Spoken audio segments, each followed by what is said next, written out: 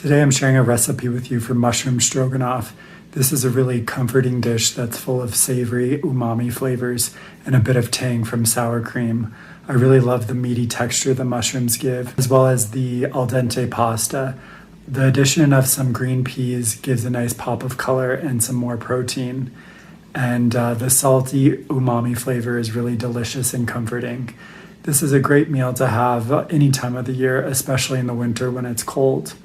Accompany this dish with a side salad or some roasted vegetables, and you have a complete meal that's quick to whip up and only requires a couple pots. Okay, to start off the mushroom stroganoff, I'm just going to add about a tablespoon of olive oil to a pan. I already have my onions and ginger chopped up, and I think I'm going to add the onions, the ginger, as well as the mushrooms. The mushrooms and onions especially are going to give off a lot of water, and I want some of that moisture to cook off.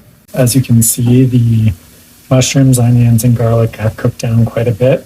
Now I'm going to add some spices. I'm going to add a teaspoon of paprika. I'm also going to add about a teaspoon of Italian seasoning and about half a teaspoon of fresh ground black pepper.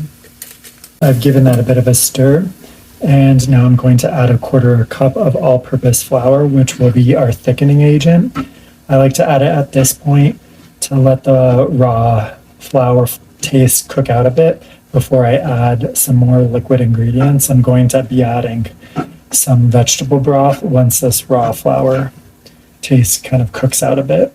For my veggie broth, I like to use better than bouillon. You can of course use already pre-made stock, but I find this to be really convenient and very delicious. And because this, as well as some of the other ingredients, are quite salty, we are just not going to add any other salt. I have a pot of water boiling over here that I'm going to cook my pasta in, and I'm just going to take a cup and a half of this water and add it to the mushroom onion mixture. Okay, so now I'm on about a medium heat, and as you can see, it's bubbling and thickening nicely. I'm going to add about a tablespoon of soy sauce. Now that I added my soy sauce, I'll add about a tablespoon of Dijon mustard, along with a tablespoon of vegan Worcestershire sauce. Just make sure it doesn't have anchovies if you want it vegetarian. And give that another stir. To the last few minutes when the pasta's cooking, I like to add a few peas. It gives some nice color as well as some more protein.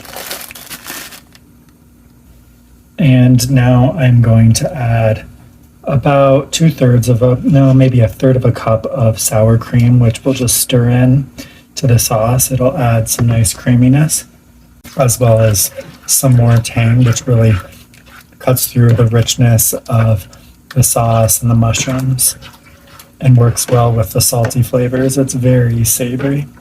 And the final ingredient I'm going to add to the sauce are some capers, which will add a really nice salty, tangy punch, and they'll kind of blend in with the peas.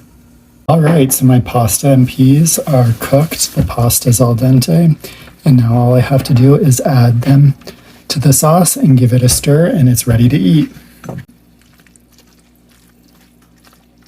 To accompany our mushroom stroganoff, I wanted some roasted veggies. I just have some olive oil, salt, and pepper on the veggies. I wanted to roast them separately because I think the broccoli will take less time than the carrots, but they're going to go in the oven while I'm making the mushroom stroganoff. So good. I love the flavor of the mushrooms and of the sour cream and the spices in there, and the pasta's cooked perfectly, and I love the peas. It's really good.